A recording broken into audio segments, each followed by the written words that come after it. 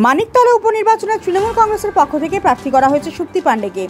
রাজ্যের প্রাক্তন মন্ত্রী সাধন পাণ্ডে স্ত্রীর নামেই ছাড়পত্র দিয়েছেন তৃণমূল সুপ্রিমো মমতা বন্দ্যোপাধ্যায়।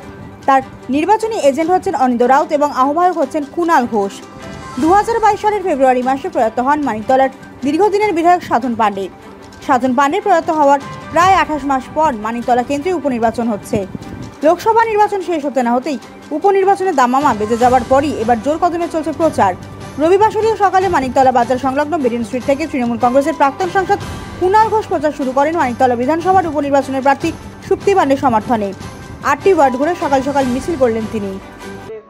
মানিকতলা বিধানসভা উপনির্বাচনে আজকে 8টি ওয়ার্ড, 8টা ওয়ার্ডেই প্রচার একসঙ্গে, 8টা ওয়ার্ডেই একই সঙ্গে এরকম প্রচার সভা ইত্যাদি চলছেন।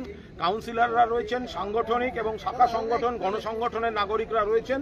প্রচার চলছে। দিল্লিতে বিজেপি ধাক্কা খেয়েছে, রাজ্যে বিজেপি মুছে গেছে, ওরা ঝগড়া ঝাঁটি সব চলছে, মানুষ বিরক্ত। পরিষ্কার যেটার কথা হচ্ছে, এই বাই ইলেকশনটা এটা তো সরকারের নির্ণায়ক নয়। মমতাদি মুখ্যমন্ত্রী থাকবেন, তৃণমূলই ক্ষমতায় থাকবে।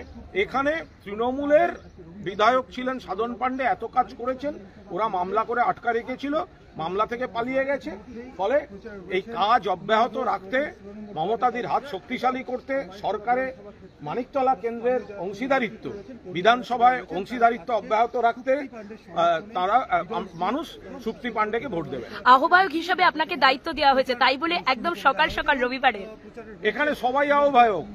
এখানে এটা তৃণমূল পরিবার, ওগুলো হয়। এখানে প্রার্থী থেকে শুরু করে গোটা তৃণমূল পরিবার, সব ওয়ার্ডে কাউন্সিলররা রয়েছেন, ওয়ার্ড প্রেসিডেন্টরা রয়েছেন, শাখা সংগঠনের কর্মকর্তারা রয়েছেন, গণসংগঠনের কর্মকর্তারা রয়েছেন। ফলে এখানে কোর কমিটি বা কনভেনার এগুলো সব একটা আনুষ্ঠানিক, নিশ্চিতভাবে তারা তাদের কাজ করবেন, কিন্তু সবাই মিলে একটা পরিবার। আমরা তৃণমূল কংগ্রেসের সৈনিক।